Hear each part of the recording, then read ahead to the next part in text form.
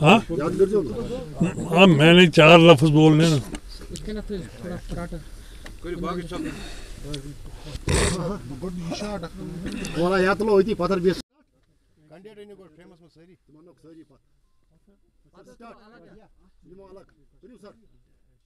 आज डीडीसी के चेयरमैन का इलेक्शन था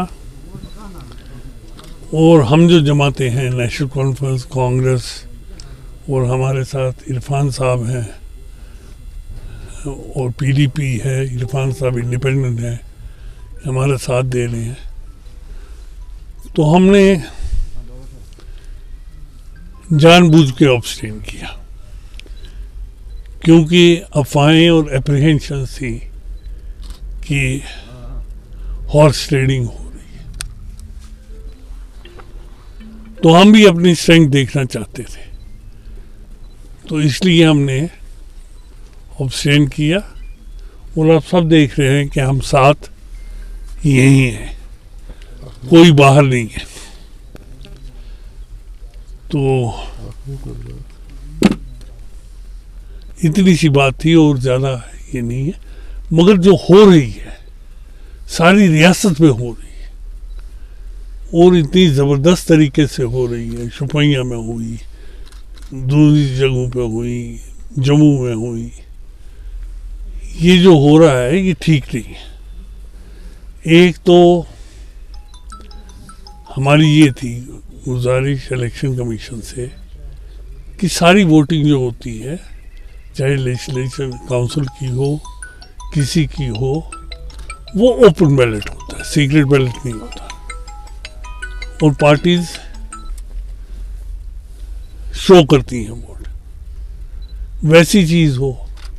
यहाँ तो एक तो एंटी डिफेक्शन लॉ नहीं है, वो इनकरेज करता है हॉर्स ट्रेडिंग को। और दूसरी चीज़ जो है सीक्रेट बैलेट, सीक्रेट बैलेट किसी से क्या छुपाना है, तो ये सीक्रेट बैलेट नहीं होना चाहिए। जबरदस्ती रात आज हमने इसीलिए ऑब्स्टेन किया, नहीं गए। नए इलेक्शन में क्या होगा, कब नया डेट दिया जाएगा, उसमें हम गौर करेंगे क्या किया जाएगा और इंशाल्लाह लड़ेंगे इलेक्शन। और क्या होगा वो तो आगे का नए अमल क्या होगा ताज साहब? आज तो हमने शक्ति प्रदर्शन, क्या कहते हैं हिंदी में, शो ऑफ स्ट्रेंथ, शक्ति प्रदर्शन, हाँ, शो ऑफ स्ट्रेंथ किया कि वी आर यूनाइटेड, हम इकट्ठे हैं, हमको आप तोड़ नहीं सकते। लेकिन डाकबंगला तक भी नहीं गए थे आप, किस लिए? किस लिए? जिस घर जाना ही नहीं था तो उधर किस लिए जाते? हमें तो मन बना के आए थे ना कि हम बैठेंगे, आपस में इंट्रोस्पेक्शन करेंगे कि हमें कोई ऐसा तो नहीं, मगर कोई नहीं निकला, वो सब यहाँ थे। जैसे कि ताज साहब आपने कहा कि हॉर्स ट्रेडिंग, ये एतमाद की कमी अपने उन उम्मीदवारों पर थी या नहीं? र्यूमर्स, देखिए र्यूमर्स और एप्रीहेंशंस, इंसानी फितरत जो है उसमें जब शक डाला जाए तो कॉशियस हो जाता है, इंसान की फितरत है। ये नहीं कि हमें अपने उम्मीदवारों पे कोई इनकी नीयत में या इनके खुलूस में ये था, मगर शक की बुनियाद, ये शक शैतानी नफ्स है।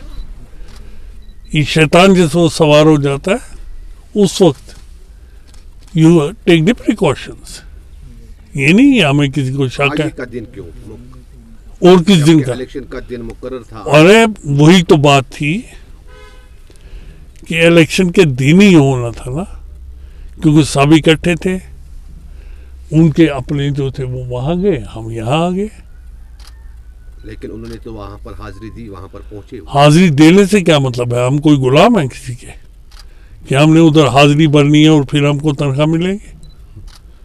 हम तो गुलाम नहीं है, वी आर इलेक्टेड मेंबर्स, हम किसी के गुलाम नहीं है।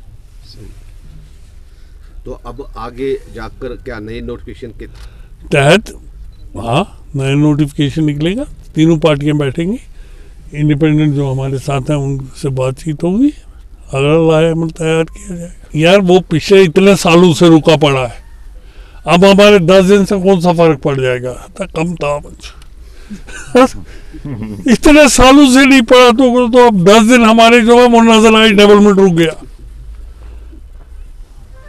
इतने सालों में नहीं रुका, किसी ने बात भी नहीं की कि डिस्ट्रिक्ट में डेवलपमेंट नहीं चल रहा। आज आपको याद आ गया डेवलपमेंट, जनाब अली।